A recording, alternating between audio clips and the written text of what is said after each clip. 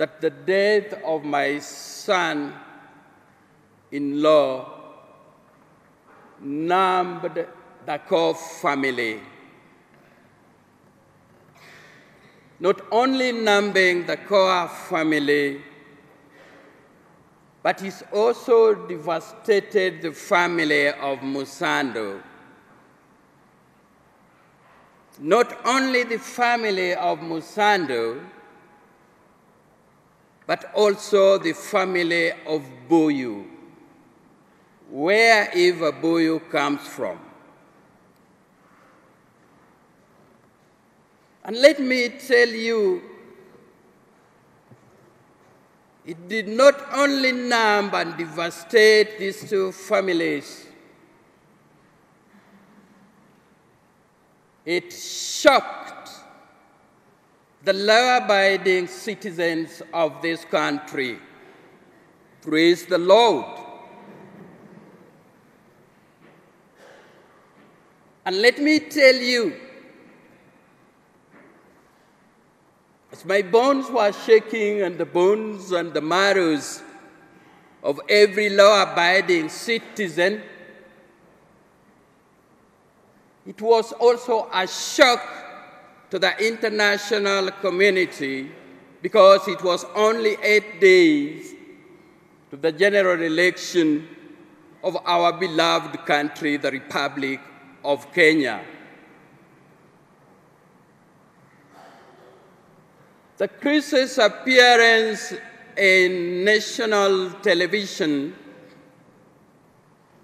articulating the ease with which every citizen would vote clearly made him a darling to the law-abiding citizens of this country. Praise the Lord. Let me say that life is full of paradoxes. An intelligent boy has been plucked rudely from the midst of us, and we ask God how, and God remains sovereign. A diligent citizen and patriotic citizen has been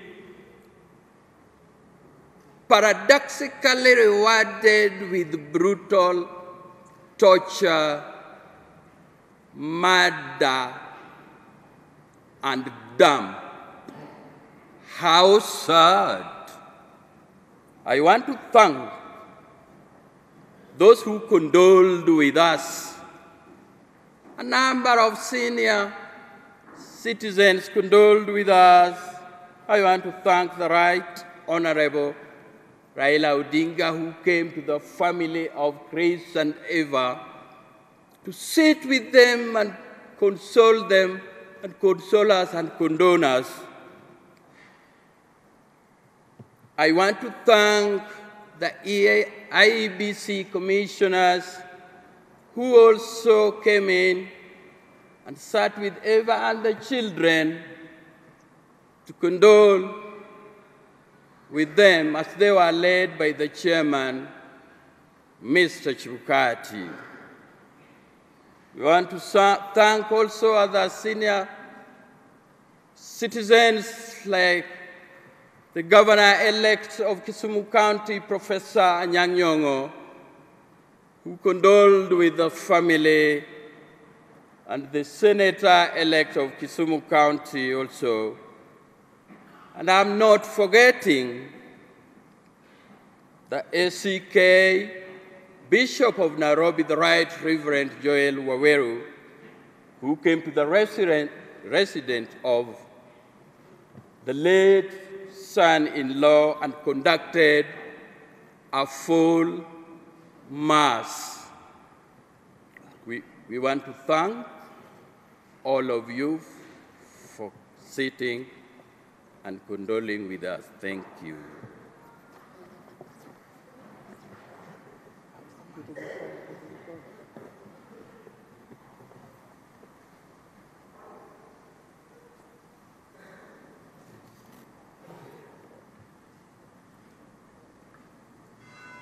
Thank you very much, the Reverend Andrew and Mrs. Boyu. At this point, I want to ask Pamela Musando, who is Chris's elder sister, to come and talk to us.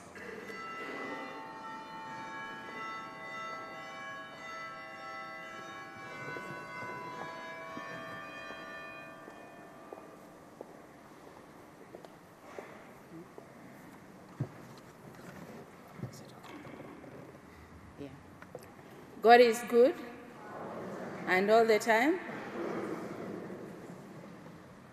Thank you very much. As I stand before you this afternoon, I want to talk on behalf of my mother's second last-born, called Christopher Chege Msando. Chris,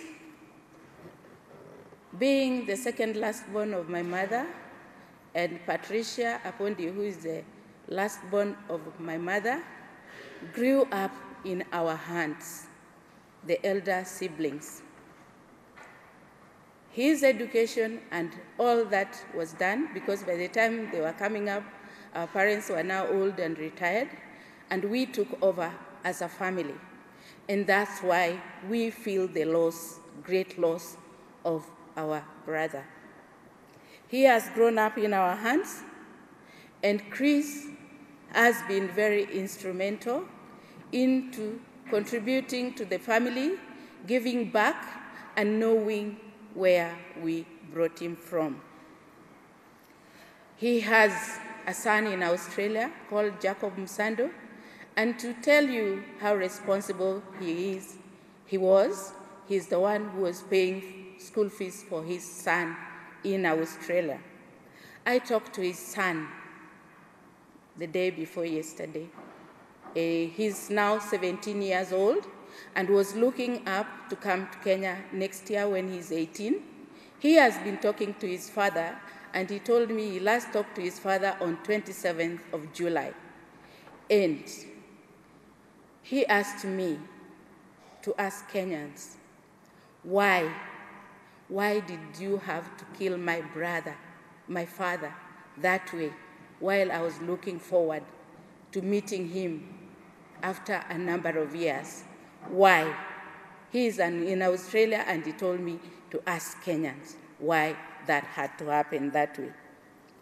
Chris' sudden death has come as a great shock to our family. It has left us devastated, and we are asking, why did he have to go? We as a family believe that Chris died because of his job. He died because of the work he was doing. If he was at National AIDS Council, I would be having my brother with me. He would have not died. We strongly believe as a family that Chris died because of his job.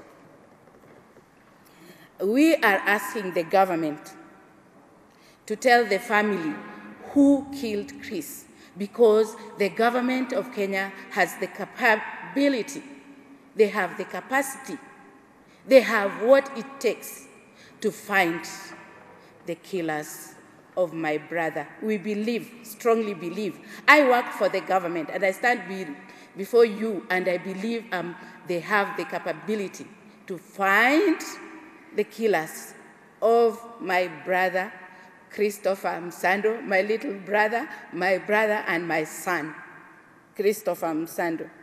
To Kenyans, we ask you, please stand with us.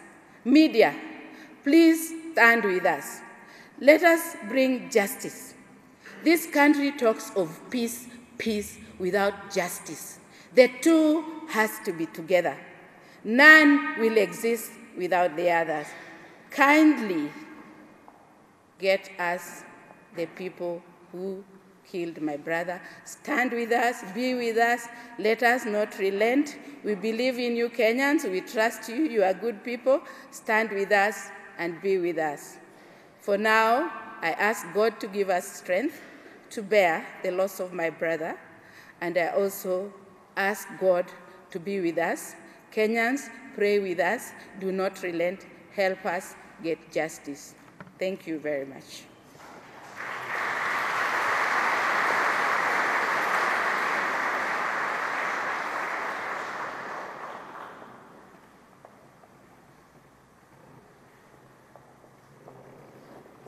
We tax collectors are trained to say exactly what it is, and she's my colleague in the tax collecting fraternity. Thank you, Pamela. I'm sure Kenyans have heard. I want to ask the choir, as I call Eva to come and talk to us, I want to ask the choir to give us some soothing line as Eva Msando comes to talk to us, to say farewell to her beloved husband. Choir.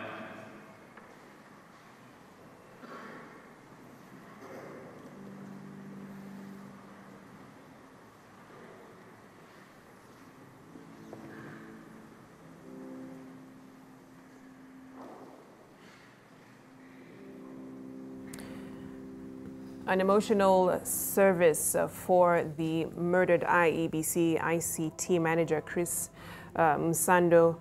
We were just hearing remarks from the IEBC chair and CEO as well, and the in-laws to the late Chris Msando, as well as his sister. It is a very heavy, emotional atmosphere there at the Consolata Shrine as we see family paying their last respects to this man whose death still has a lot of questions. Still with me in studio are Shefa Okoro and Apollo Mboya. This definitely has heavy bearing on the case coming up. We heard Raila Odinga yesterday saying that the government actually had him killed to rig the elections. And so this really is going to have a lot of bearing in terms of how the Supreme Court is going to rule. Before I get your take on this, let's listen in to the widow of the late Chris Msando.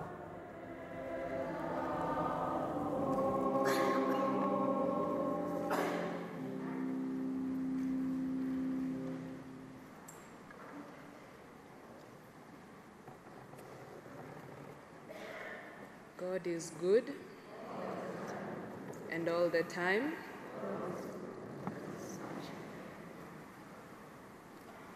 I don't know where to start. I don't know what to tell you, because I have why.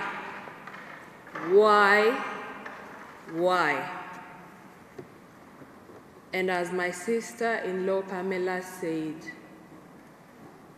we sing the national anthem and we say, justice. Come on, what do we say? Justice?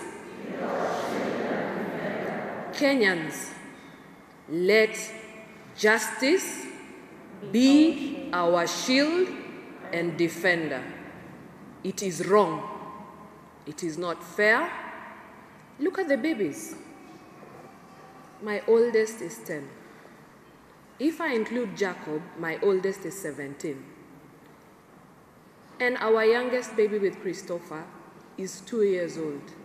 Are you happy? Because I know you're watching. May you not have peace. And vengeance is of the Lord. Na Mungu atatupigania.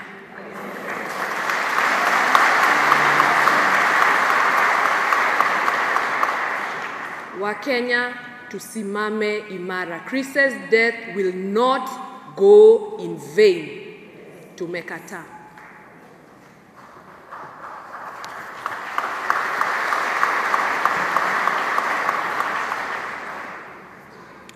This is a tribute to my husband, Osiepna Wonyitenda, my friend. We are gathered today to celebrate your life and the numerous ways in which you meaningfully impacted each one of us. Christopher, you meant so much to so many, very many. It's simply impossible to do you adequate justice with my words alone. I will do my best with God on our side and Kenyans by our side. You're a brilliant boss, that's for sure. A great friend, a loving son, a cherished brother, an extraordinary uncle, a trusted brother-in-law, beloved son-in-law, preacher man to many, and to me, my Lord. You made friends wherever you went because you knew both how to and to choose and engage with everybody, regardless of their caliber. You had no boundaries.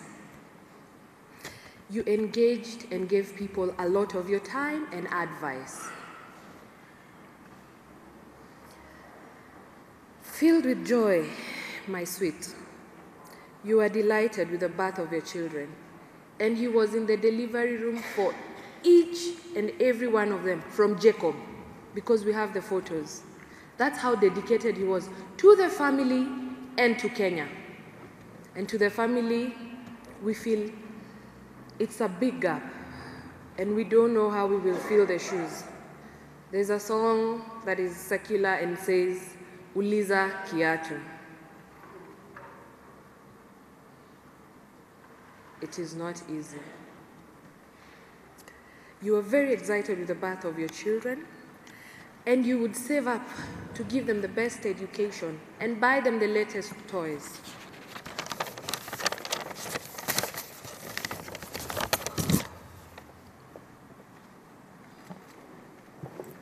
We all agree that Chris brought the best fun, and he was very crazy at times, but in a good way. Chris loved and cherished his family, as well as its friends. It took a single date or two to woo me over to become part of your life. You see that is the kind of man Chris was, captivating, charming, and a gentleman in every sense of the word. He truly had a gift of winning everybody to his side, and that can be attested and seen, that everybody voted seamlessly. Nobody went manually because of the hard work he put. As the chairman says, when he never came home and he came late, he was in the office. And that can be attested by his employer.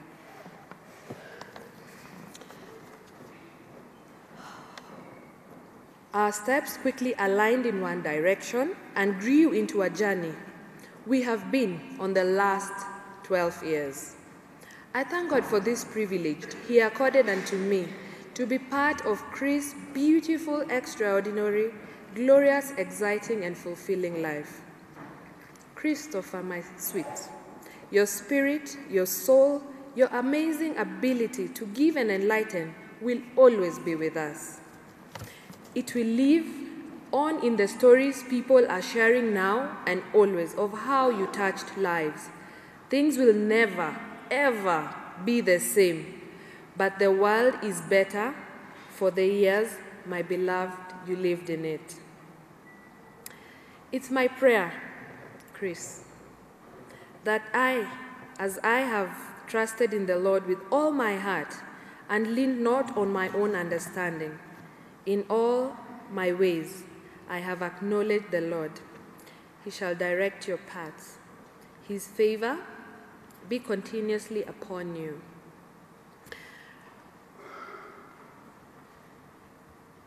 In the sweet by and by, we shall meet on that beautiful shore. In the sweet by and by, we shall meet on that beautiful shore. In the sweet by and by, we shall meet on that beautiful shore. We shall meet with Greece on that beautiful shore. But I tell you again, Kenyans, vengeance.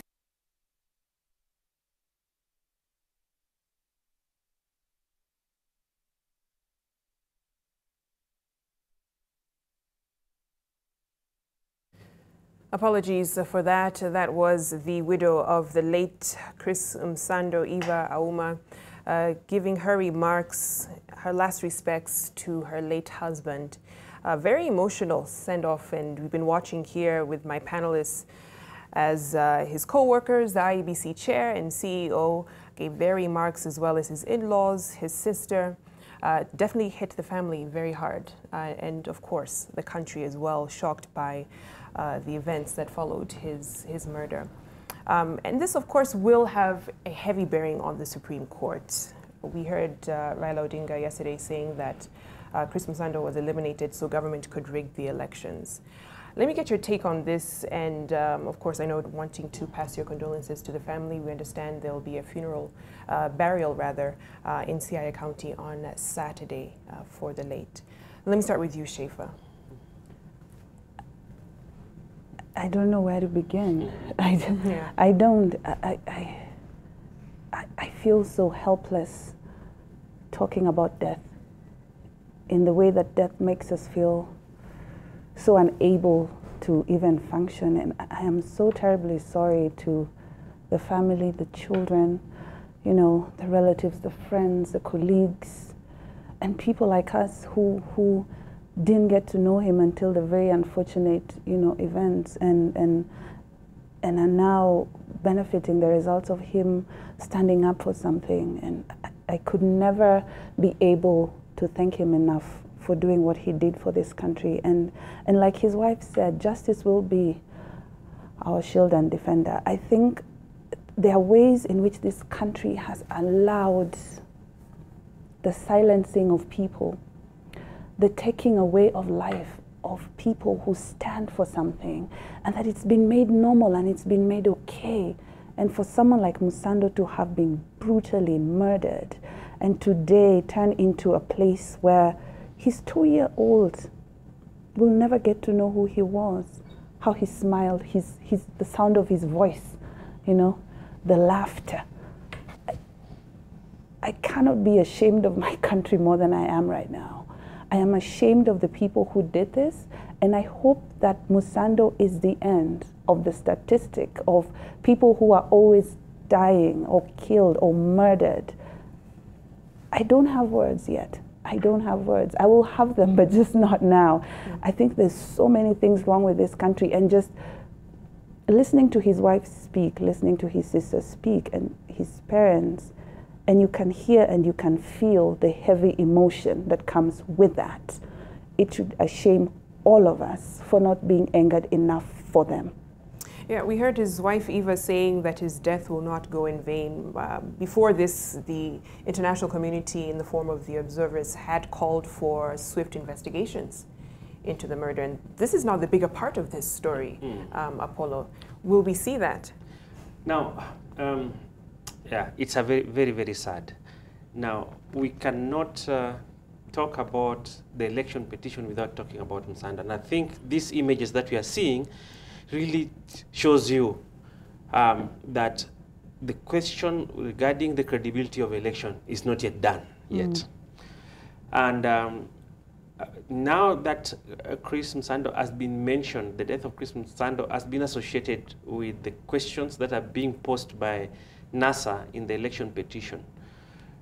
His death is a reminder that there is an emotional aspect of it. And Chris, coming from the bedrock of where the NASA opposition leader draws his support mainly, it's going to be an emotional funeral, but also then we still have the questions on why he was killed. Up to now, we have not been told if there's any arrest. And for so long, we've seen this kind of unresolved murder, where they come and it looks as if nobody is ever found who did it. There's no perpetrator, and then people want to move on. However, in this instance, like even today in the morning, there was a matter that I have conduct on, which did not proceed because the judge who is responsible for it had to go for the swearing in of a governor in Mandera. But the case is with regard to enforced disappearance, extrajudicial killings, and unresolved murders, in which Msando's case is also listed amongst them. And we are pushing for the setting up of a judicial commission of inquiry into enforced disappearances, extrajudicial killings, and also unresolved murders, because for so long it's been happening. And we are using one mantra that if you don't come out and speak on behalf of Chris Msando right now, the next time they will also come for you. And by the time they reach me, there will be no one to speak for me too. So it is important that we get to the bottom of this, even as we situate the issue of Chris Msando within the election petition dispute that is going on. Chris is gone, and even if the election petition is won or not, there is a family that will forever be scarred with what happened. And you've heard them, what the family has said, that Chris, they believe Chris was killed because of his work. His work was election issues. Yes. And speaking of election issues and the work he was doing, because that's now coming under scrutiny in this presidential petition, and the IEBC is now being indicted, if you will, Schaefer. Whether it wins or not, in this case, its image has been dented in some way. How does it move forward to redeem itself? Justice. Can we have the people who murdered this man tried in court, arrested? We want to know motive. We want to know who they are. We want them behind bars. Justice. That is the only way you redeem yourself, by proving that you have the political goodwill, because he was murdered. But I mean, being someone who led an institution that is involved in a political process. So can we see political goodwill of leaders of institutions that are supposed to carry out investigations, and all these people come together and find the people who murdered this man, arrest them, prosecute them, and lock them behind bars. And then we can go back and say, we trust again.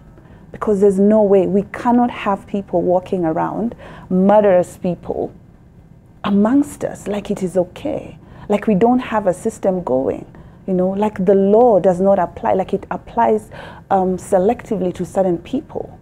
This is somebody who held a very key role in an election that we are now in court over.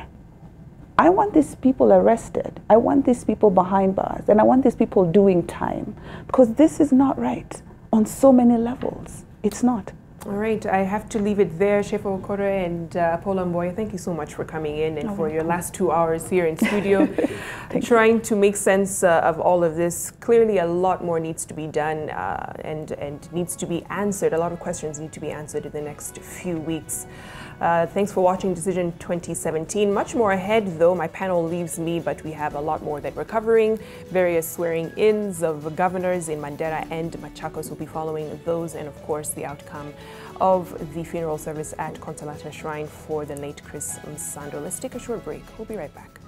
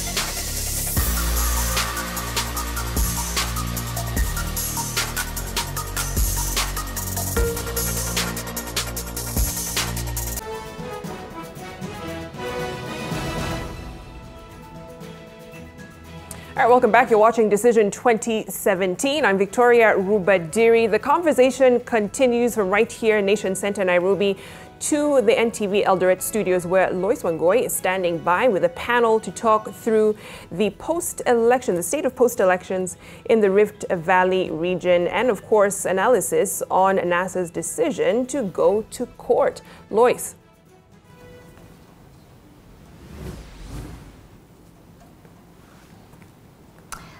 Thank you, Victoria Rubadiri, and good afternoon to you, dear viewer. We are coming to you live from our Eldoret studios here in the county of Uasin Gishu, at the heart of the North Rift, and with me a panel to further dissect into the state of the nation. It has been such a busy 2 weeks, pre the election, during and after, and now the conversation being picked by NASA, where they have stated they will be heading to the Supreme Court.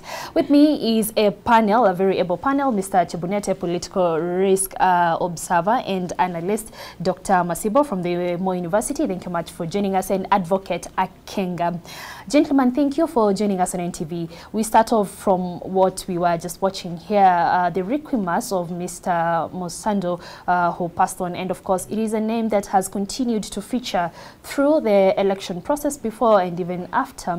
What do you make of it? Of course, a very emotional speech from his wife, Eve Msando. If we could start with you, Mr. Chebunete, your observations on the demise of Chris Msando. I would like Lois to pass my condolence to this family. It's actually sad for the loss of an individual who has really done a lot for this country. Remember, we credit Musando for the systems in IBC. So it's really sad that we have lost him. But I know God will take care of the family, and also we shall live to do what he should have done for this country, for us who are alive. Yes, yes. Okay, and Dr. Masibo, we did listen to his wife asking so many questions, and she summed up the questions asking why. What other sort of questions are bearing outside and within the nation on the demise of Chris Msando? Lois, I join my colleague here to convey my heartfelt condolences to the family. I know it's very difficult to lose a loved one, and especially in the manner in which Msando died. Having such a young family, obviously, it becomes very difficult for the children to ever understand what really happened.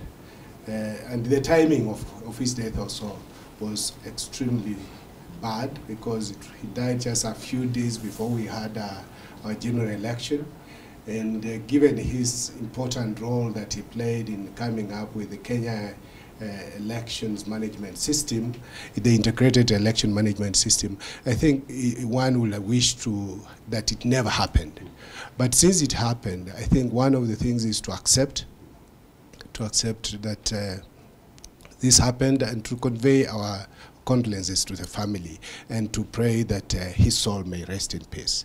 The questions will be there, of course. Why did it have to happen? Who killed him? We must still get to that, and we hope that the police will do everything possible to ensure they unravel the mystery behind his untimely death. Thank you. Of course, Advocate Akenga, if the family takes to answering these questions, legal provisions are some of the channels or the platforms that they will be using. Will there really be answers? Granted that even Msando this particular day noted she may not even have an explanation for her babies, noting her eldest is just 10 years old, one who may not even begin to comprehend of the events that led to the demise of his father. Yeah, first of all, my heartfelt condolences to the family, to the loss, losing someone, especially a father and a husband and a son, is sad. Okay. Could you use this mic, please? Yes, please. I join my fellow panelists in sending my condolences to the family. I've said earlier that losing a father, a son, and a husband is sad. I know that the DPP has ordered for the investigations, and there are other organs that have offered to help in the investigation. I know that with time, the perpetrators will be brought to books. Many will say the history that they have never, but I know they'll be brought to books. And if not, God is always in control. Yes. He will equally do the right thing. Okay. And away from Sando, let us speak conversation still with you, Advocate Akenga. What sort of political activity or even a legal one are we expecting now that NASA has indicated they will be challenging President Uhuru's re-election in the Supreme Court? Yeah, now that the NASA team has said that they want to go to the Supreme Court, which is, to me, the best and the right decision. What we expect is that they file their petition, which is 7 days from the date within which the IBC announced that Uhuru was validly elected. And after that, then the other party should respond. It should respond within a short period of time, and then the process goes on in the Supreme Court. We get a verdict within 14 days after close of those pleadings and so forth. Then after the close, we will be knowing whether Uhuru still remains there or Raila and Uhuru goes back to the field to go and ask for voters again to vote and elect one of them as a president. Yeah. Dr. Masibo, your background is in communication. We had a very descriptive speech by Right Honorable Raila Odinga yesterday, and he noted that the reason why he's headed to the courts is not only because of Raila Odinga himself, but to ensure that in future we do not have computer-generated leaders. What do you make of Raila Odinga's tone yesterday? Very catchy phrase, CGL, computer-generated leaders. Yes, I think I listened to the Right Honorable Raila Odinga yesterday, and the country was expectant, as it was. We know that he was supposed to have spoken on Tuesday, and so when it was postponed to Wednesday, everybody was looking forward to this. And when he came out, I was particularly keen on both the verbal and the non-verbal messages. And you could see a Raila who is very composed, a Raila who is confident, and a Raila who seemed to come out and say, look, I'm in charge here. Now, obviously, the expectation was that there was a lot of expectation, there was speculation on what he's likely to come out and say, what he will not say, and all that. I know at the end of the day, some people felt disappointed that he opted to go the legal route. I know there are others who felt nice that, thank God, we are not going to have violence. And I think at the end of the day, it was very magnanimous of him to have come out with that. But there's one catchy phrase that resonated very well with many of us and many Kenyans, especially on social media, and that was vifaranga via computer. Now, we obviously will remember that for a very long time. Of course, that seems to summarize what he felt had happened to the election. And on a serious note, to him, the idea is that the results were not conclusive, and that the IEBC erred in declaring the results the way they did. So we should be looking forward to a very interesting battle ahead of us. Thank you. Mr. Chebunet, from where you sit as a political observer and analyst, Dr. here is of the opinion that the message was as colorful as the language. Do you think these really communicated much to Raila Odinga supporters? We talked to some of them here in Eldoret, and many were disappointed. They had hoped that Raila Odinga would opt out of court and seek peaceful protests, which would attract the governments of the day eye, or even perhaps the international community. I think, Lois, when history will be written, Raila Odinga will be among those that will catch the eye as a patriot, because yesterday he actually did something that his supporters never expected him to do. And I think his supporters have no business to be mad at Raila Odinga. In fact, Raila Odinga has actually fought for this country for so long. You would not just expect Raila Odinga to leave the stage just like that. You would also say in future that he really tried. He even went up to the Supreme Court, and this is the outcome. So his supporters have no business to question Raila Odinga. So what the supporters should do, they should emulate what Raila Odinga has done, because Raila Odinga and the ODM have now an opportunity to prosecute their matter. But a section of yes. his supporters, yes. especially on social media, did take this as a way of Raila Odinga allowing his opponents, say those from the Jubilee side. And we saw even supporters of the Jubilee Party taking to social media to ridicule his position. I think they have no business. And yesterday, Lois, when we were here, we said that the only option that Raila Odinga had was to go to court. And option number 2 is still the court, and number 3 and 4. So it doesn't matter what his supporters feel, because Raila Odinga knows the rule of law. He participated in crafting this new constitution and restoring, strengthening democratic institutions in this country. Yes. So I think we are lucky that it did not come out on Monday. I think the Holy Spirit and also maybe serious men of God and God himself talked to him between Monday and Wednesday. And I think that's why sobriety has come in, and now he has moved the struggle from the streets. Now the real fight now will be at the Supreme Court. Wakili, from where I stand, Chebunet here is of the opinion he moved the struggle from the streets to the courts. He has been there before. What are the stakes at the Supreme Court? First of all, if I may just respond to what my colleague has said, it's not that the first option up to the fourth option was only going to court. They would even have got a permit and hold peaceful demonstrations as well. You've seen in countries where people hold peaceful demonstrations. They will hold peaceful demonstration in Nairobi. So long as they have got the permit, they have peaceful demonstration. It's a constitutional right. The only thing is that I believe when Raila and the group, NASA group, were sitting wherever they were, discussing about what next step to do, is they noted, even if you go to the streets, what has the government put in place to counter what you're going to do there? Because you'll note that even after the announcement at Bomas, there were people on the streets in some parts of the country. And they were, whatever happened, you heard of people died. And Raila and his group didn't want that to continue.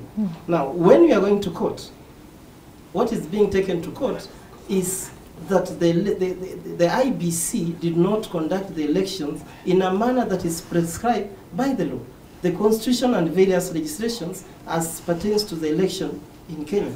Remembering, election is a process. It's not an event that takes one day. So we're going to look at what processes were there and what breach has been committed by IBC or a party to the election. In this case, it's talking about the Jubilee Party. It's talking about the Jubilee Party having gone to the systems of IBC and having manipulated it so that it comes up with the Bifaranga. Yes, Bifaranga via computer. And the algorithms. Yes, algorithms and so forth. So those algorithms and so forth, they need experts who will tell us that if you fix an algorithm for one party, will it affect only that one party or will it affect all the other parties? So, and what is required in the Supreme Court is evidence. Cogent evidence. You do not have to go there and start talking about facts. We may be here, we may discuss, we may talk about so many things you have got on the social media, but when you go to court, you are only going to get evidence. Do you feel NASA is prepared with the right threshold of evidence that is needed at the Supreme Court? One of the things that I want to, first of all, disagree with Japanet is the notion that Raila's team had only one option, and the option was to go to court. I think let's be happy that this has happened. But the reality is that there were many other options. Some of them could have been extra constitutional, which would have been detrimental maybe to the followers. And so as of now, we are here talking about the courts. And whether they are prepared or not is a matter for us to wait and see. But they had lessons they learned from 2013. Because looking at the Supreme Court ruling in 2013, at that time you will find that court by then had very limited time within which to prepare and submit their evidence. But this time the changes to the electoral laws and all that have allowed them more leverage in terms of the amount of time they have to put their evidence together. So what we will be looking forward to is that the evidence they have should be able to reach that constitutional threshold that will convince a majority of the 7 judges at the Supreme Court to be able to rule in their favor. Otherwise, it will be a matter of they have to present their evidence, and it's up to the judges to decide whether the evidence meets the criteria or not. Mr. Chebnet, paint for us a picture of what exactly is going on around Jubilee circles. Were they prepared for this step by the Right Honorable Raila Odinga, or were they expecting that he would concede defeat? What sort of picture can we expect that is going on, or even conversations around the Jubilee party? I think for us in Jubilee, we are prepared the way we were prepared even in 2013. And I think what my friends are saying, Kenyans are still yet to get to understand the meaning of holding the word peaceful and unharmed.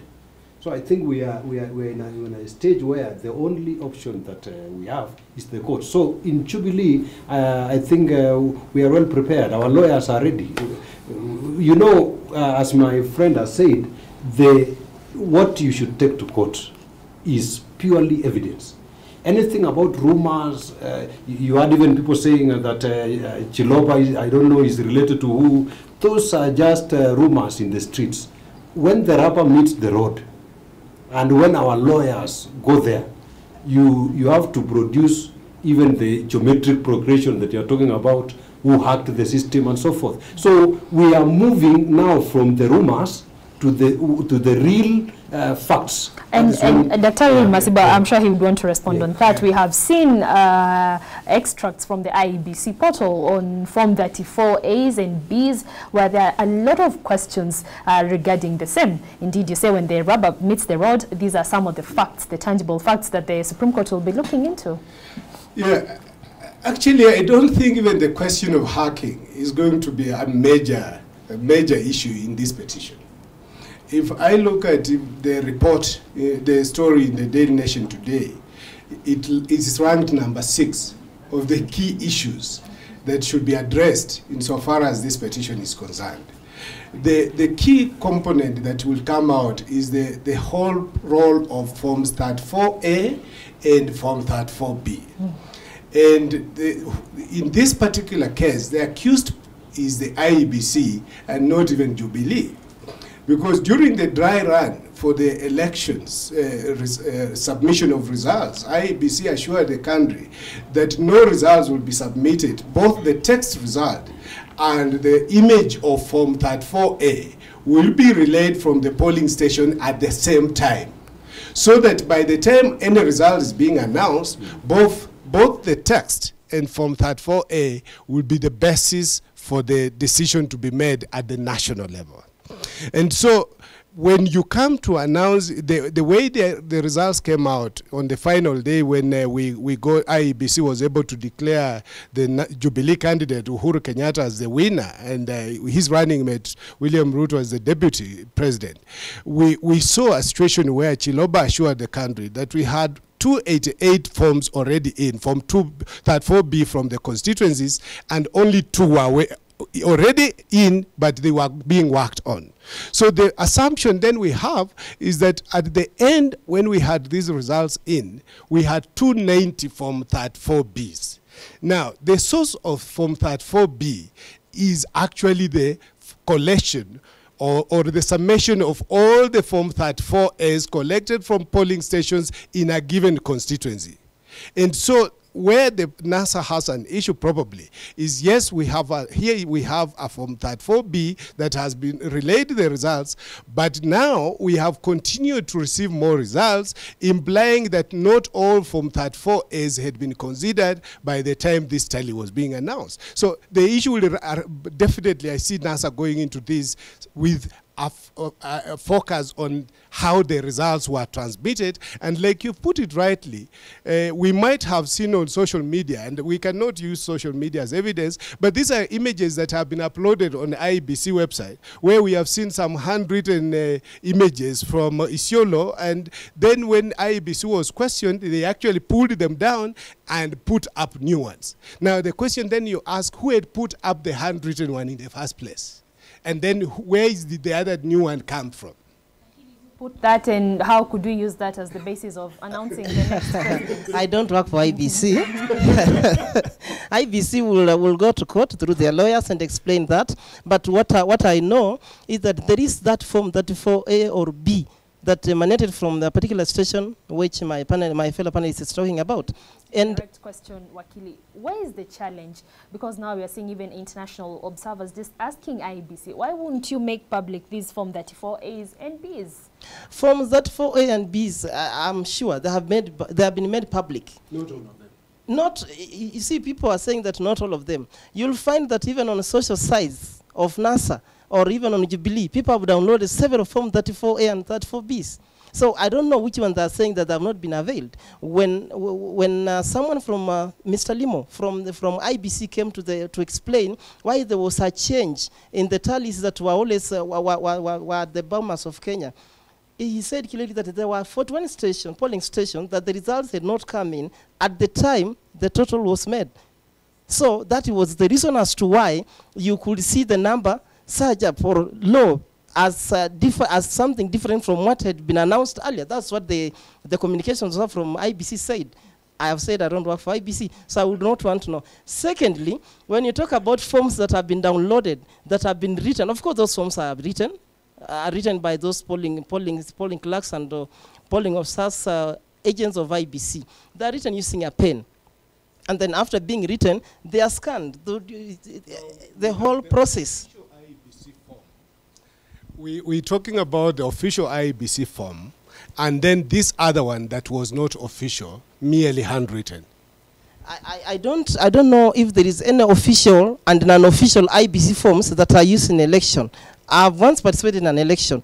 All those materials that are used in an election, they're official documents. Even polling day diary is an official document. And you know that document will even go to court so that the court can examine. I want to ask you, Dr. Yes. From your communications background, do you feel, on a light note that is, as Kenyans, we may have lost the plot somewhere? Because at some point, instead of following up on that Form 34As and Bs, we were busy discussing the cut of the suit of Mr. Chiloba, or even the Gideri, or even the, whether he's married or not, or the Gideri man. Do you feel, was that a light moment for Kenya, or was there a shift of focus? I think for the Gideri man, that was a light moment. I made fun of it. It was strange that even media houses were falling head over heels to look for the Gideri man to make him as popular as he has become. Yes, but of course that, now, and then of course for the Chiloba guy, I don't want to comment. Probably it's because I'm a man and he was said to be very handsome by many ladies.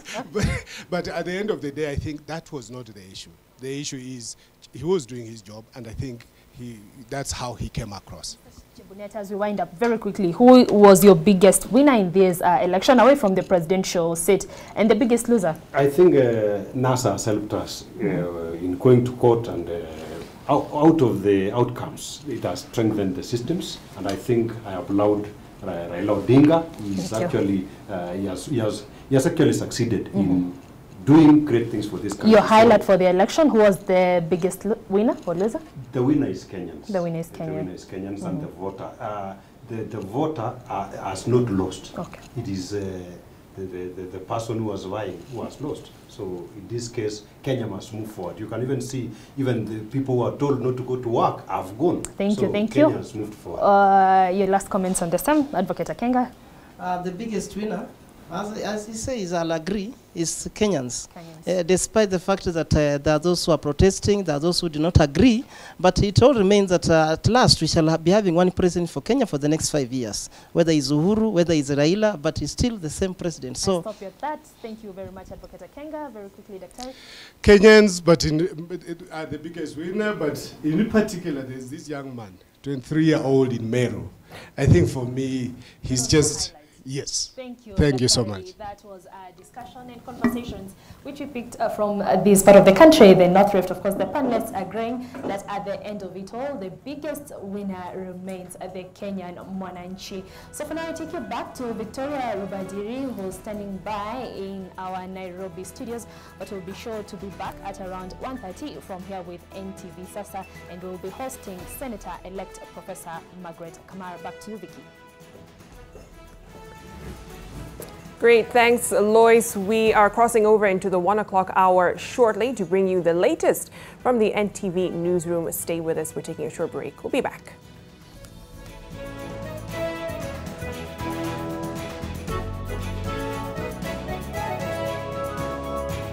Asante sana.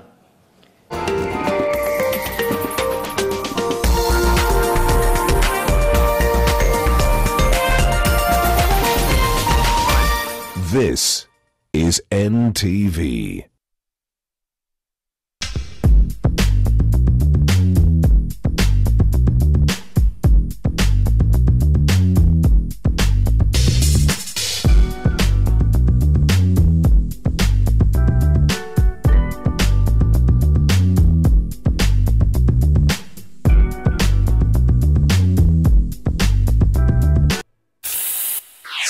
Mortein Doom Power Guard with 2 fast action actives which kills malaria mosquitoes instantly.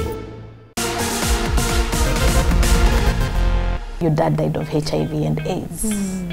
Mom is also positive. I remember people screaming in the car. The next thing, I was in a hospital bed. I remember going to shower, and this other person that my parents had supplied to the room to will actually wait for me outside. They're making shootouts, and I'm sitting almost at the seated position from the driver, on the driver's side, the sign they were shooting in. And he will take me to his room and do very nasty things to me. And you know, that time I was quite innocent, not knowing what exactly is happening here. The scanned Form 34As are available to the public at www.public.rts.iebc.or.ke. Your vote, your future. IEBC. If I put you in a room with 100,000, how much money would you be able to get in 20 seconds? 3, 2, 1, 20 cards. Watch the Pambazuka National Lottery Show every Wednesday and Sunday at 7:30 p.m. and find out.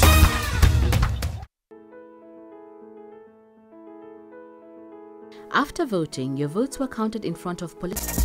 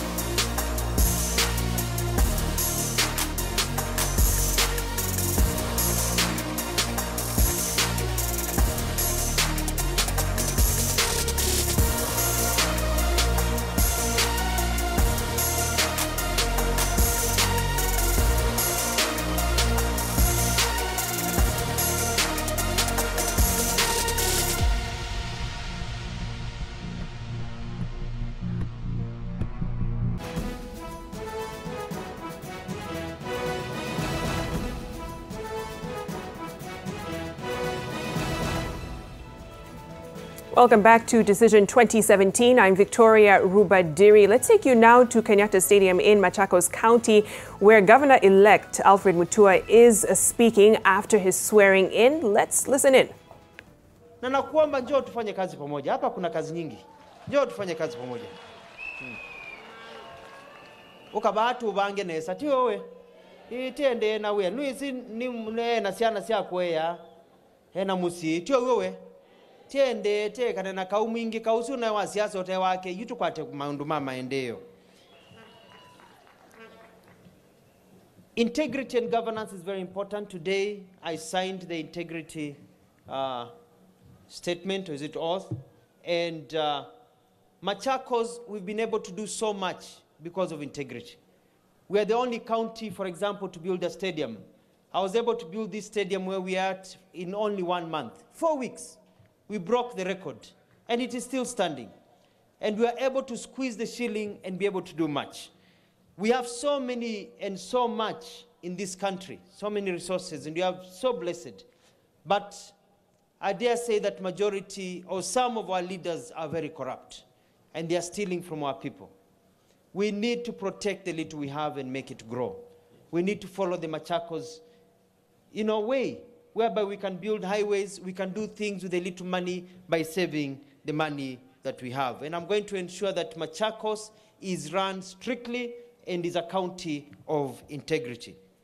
I'll be reorganizing my government very soon, in the next 1 week or so. And I want to request the people in my government who know they are corrupt, tafadhali usingojeni kufukuze, anza kupanga virago, uhame. Kwa sababu hatutaki watu wabaya hapa. Finally, ladies and gentlemen, I congratulate my fellow governors from all the 47 counties who are elected. I especially recognize and congratulate my neighbors, Governor-elect Kivuda Kibwana, Governor-elect Charity Ngilu from our region. Congratulations. I congratulate our many senators, starting with our Senator Bwana Kabaka, who is here today, our various MPs and MCAs. Nataka kuomba MCA wetu. MCA wa Machakos kumekuwa na vita sana. Watu wametumiwa kujaribu kuondoa Mutua because they don't really care about Machakos. It was about sycophancy and other things. Na waomba tusiende hiyo barabara mbaya. Wale ambao walikuwa wanapiga kelele, wanajaribu kunipiga, wanajaribu kuniondoa, blackmailing me, wamepelekwa nyumbani na wananchi. Wameenda nyumbani. Mimi nawaomba kwa unyenyekevu. Najua wengine wenyu mliitwa Nairobi, sijui mliambiwa nini. Sijui kama mliambiwa mwanze vita na Mutua. Hawa Nairobi waache Nairobi, kuja tufanye kazi pamoja Machakos. Wananchi wanataka maendeleo. There's been so much propaganda. Hiyo wakati wa vita umeisha. Mimi nataka kufanya kazi na kila mtu. Na nawaomba tushikane, mimi ni gavana wenyu, tufanye kazi pamoja na MC wetu, tujenge Machakos, we make it the place to be. Tukifanya kazi ambayo ni njema kabisa. Nataka kumuita hivi sasa watu wawili watatu waweze kuwasalimia kwa heshima, ndio tuweze kumalizia. We'll only have 4 people speaking. Nataka kumwalika waje hapa mbele Mheshimiwa Dr. Mailo. Nataka pia akija, nataka pia kumwalika Mheshimiwa Engineer Vincent Musyoka aongee kwa niaba ya MP wetu walio hapa. Nataka pia And that was Machakos Governor-elect Alfred Mutua speaking. He is among the first governors to take the oath of office for his second term. Mutua's swearing in took place at Kenyatta Stadium in Machakos County. Hundreds of supporters thronged the stadium to witness the event and dance to music as the governor was sworn in. In his speech, as you just heard, he thanked the people for supporting him and re-electing him for another term. The governor-elect said he would focus on development in his second term, as promised. Nilie zote mabibi na mabwana, zote kwa pamoja tuseme ongera Mutua. And the county of West Pokot has set aside 3.5 million shillings for the swearing-in of the governor-elect, Professor John Lonyangapuo, which will be held on Monday next week. The money will be used to cater for the 10,000 people who will attend the event, 100 from each ward in the county. The committee had budgeted for 20 million shillings, but after scrutinizing the budget, it cut it to 3.5 million, saying the rest of the money could be channeled to other uses. Lonyangapuo will be sworn in at Kishanuet Agricultural Showground, 5 kilometers from the county offices in Kapenguria. He has indicated that his first days in office would focus on fighting corruption and recovering public assets.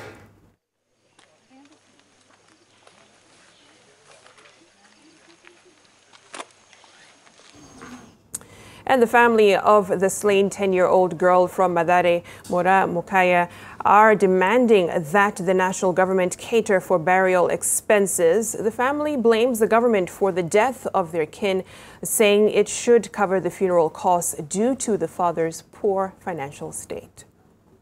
Hii kifo ilikuja kigafla kwa sababu mtoto alikuwa mzima. Sasa sisi tunaomba ya kwamba serikali tusaidie kwa sababu hii imetokana na serikali. Watusike mkono, watuinue kwa njia yoyote ile ambao wataweza. Sisi hatuna uwezo wowote ambao tunaweza toa mwili kule Nairobi tukauleta hapa nyumbani. Hatuna zile preparation sana tumeanza kufanya, lakini tumeanza kuandaa vile uwanja utakuwa penye watu wataweza kukaa, lakini hatujapata pesa kabisa zile za kuleta mwili kutoka Nairobi mpaka upande huu.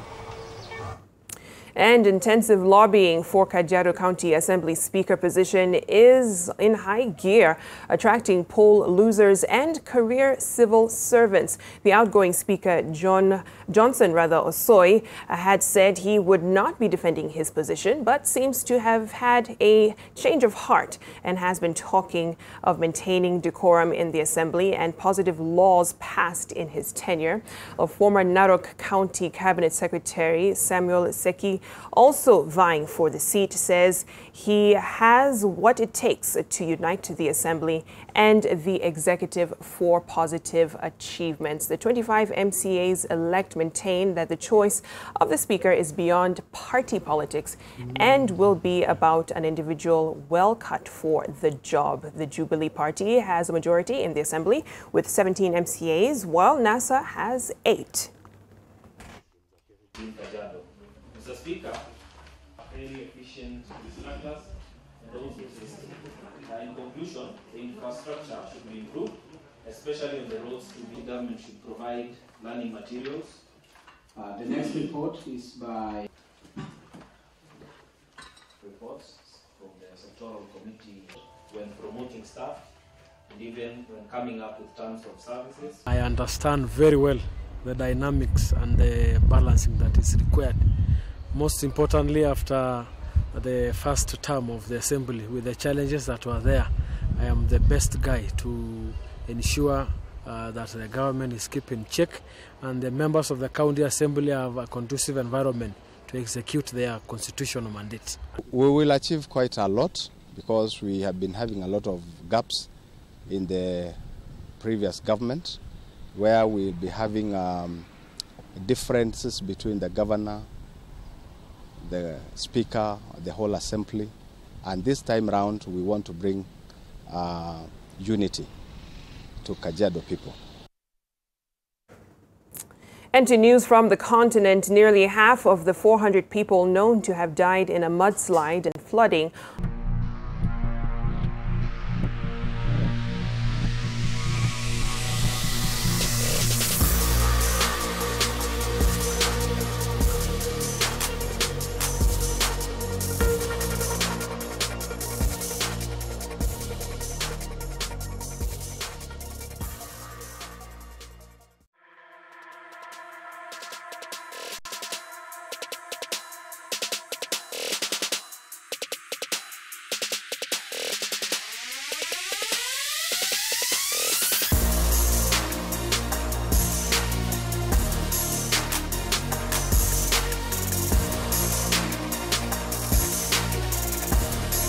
The Kenya Simbas against Hong Kong at the RFUA grounds on Sunday. The national team will also see 6 players make their full international debuts. Among them, Elkeans Musonye and Brad Owako, as 4 other players return, including Biko Adema and Vincent Mose. The match is set for 3 p.m. on Sunday at the RFUA grounds. Sean Garduvillis reports. Kenya will be aiming to erase the memories of a heavy defeat against Namibia in the Africa Gold Cup 3 weeks ago when the Simbas face Hong Kong in an international test on Sunday. Kabra Sugar's George Nyambo has been named captain for the team that sees the return of KCB's Oliver Mangeni, Biko Adema, Vincent Mose and Ronnie Monesi.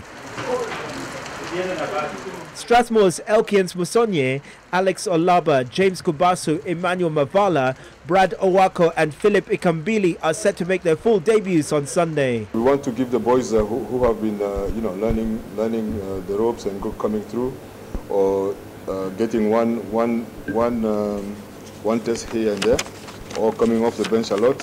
So these are the people now who are ready to step up from where they have reached. The teams are evenly matched going into the game, with Hong Kong ranked 24th and Kenya 25th.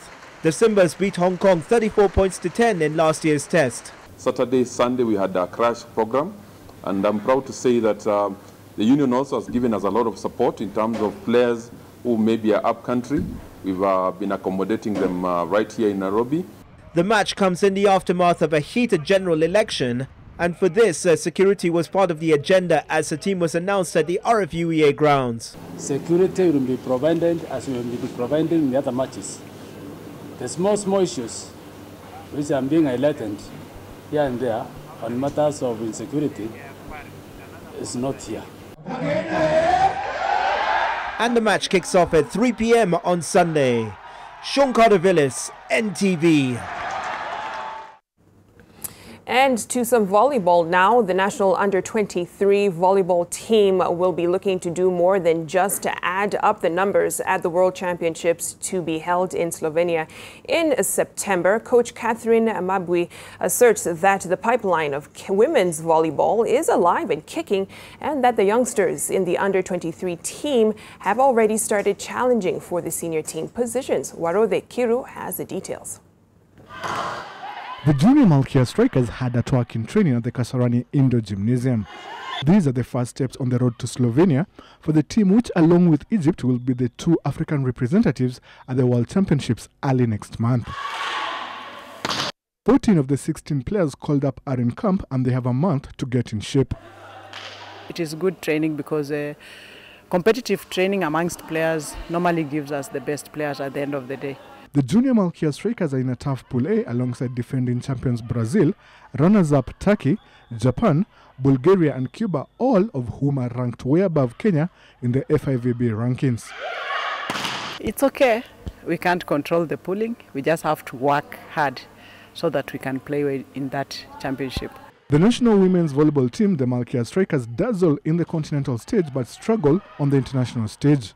Coach Mabui, who's assisted by Kenya Prisons coach Joseph Baraza and KCB coach Vermon Kainga, is determined to change this perception and believes her charges have what it takes to deliver. They always think Kenya cannot do anything.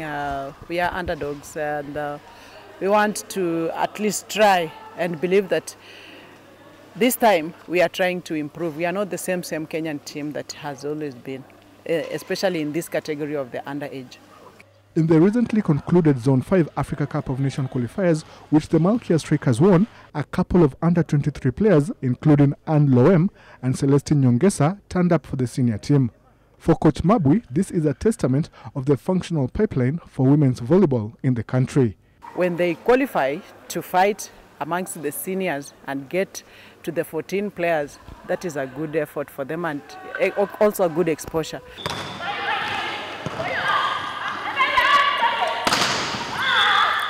The national women's volleyball team, the Malkia Strikers, has dominated volleyball in Africa in the recent past. With the junior Malkias qualifying for the World Championships, Kenya is assured of dominance for the foreseeable future. Warote Kiru, NTV, at the Kasarani Indoor Gymnasium. And Real Madrid coach said his team is hungry to go on and achieve even more after they won the Spanish